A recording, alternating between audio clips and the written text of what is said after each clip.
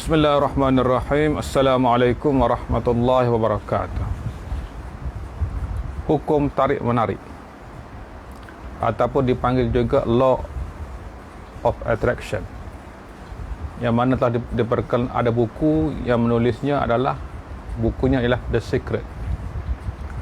Apabila kita faham benda ni, dia akan mengubah kehidupan kita ke arah yang lebih baik. Hukum tarik menarik adalah hukum alam yang sudah dikaji oleh pengkaji-pengkaji, dan mereka mengatakan hukum alam ini terjadi disebabkan oleh fikiran kita. Apabila kita fikirkan sesuatu dan kita bawa rasa yang tulus, ikhlas dan betul-betul yakin, insya-Allah kita akan dapat apa yang kita nak. Sebagaimana seorang arkitek, dia memikirkan tentang KLCC. KLCC telah dibina. Kemudian Thomas Alva Edison berfikir tentang bola yang bercahaya, lampu dicipta.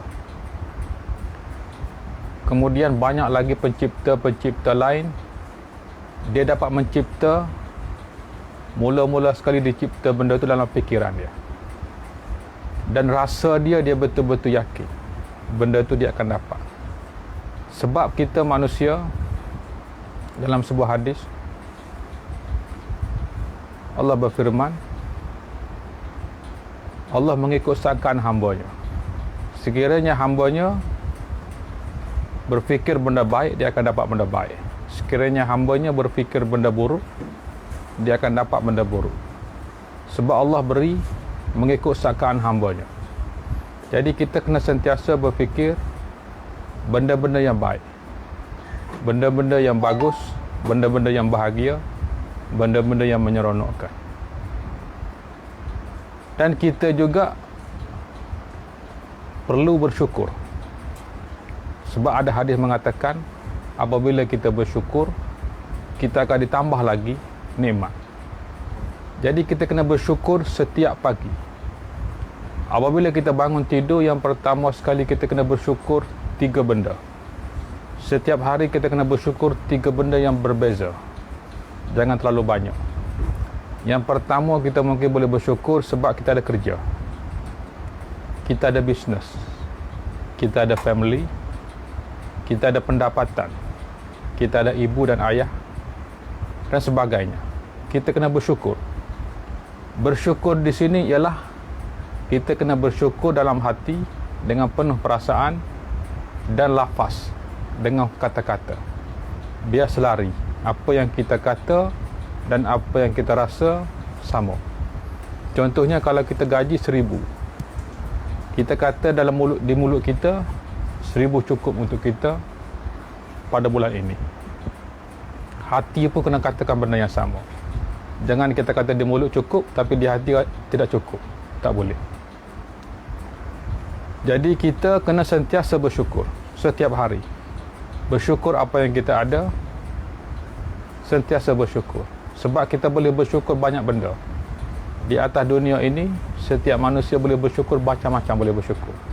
Bernafas boleh bersyukur, dapat melihat boleh bersyukur dan sebagainya. Kita kena bersyukur 3 benda setiap kali kita bangun pagi.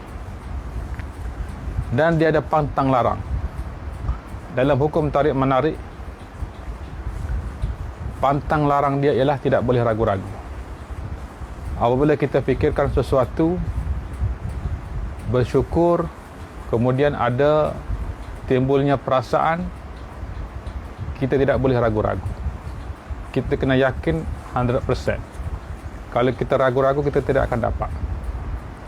Contohnya, kalau kita berniaga, kita kena fikir kita akan berjaya.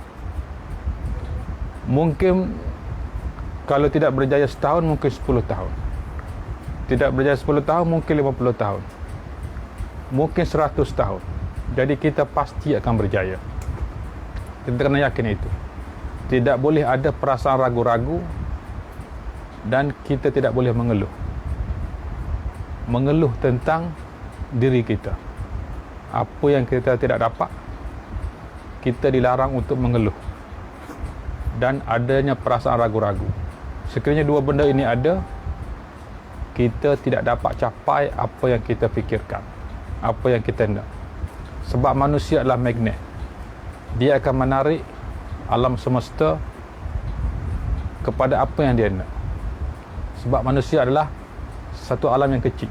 Dia akan berhubung dengan alam semesta yang besar. Dan dia ada magnet. Dia menarik.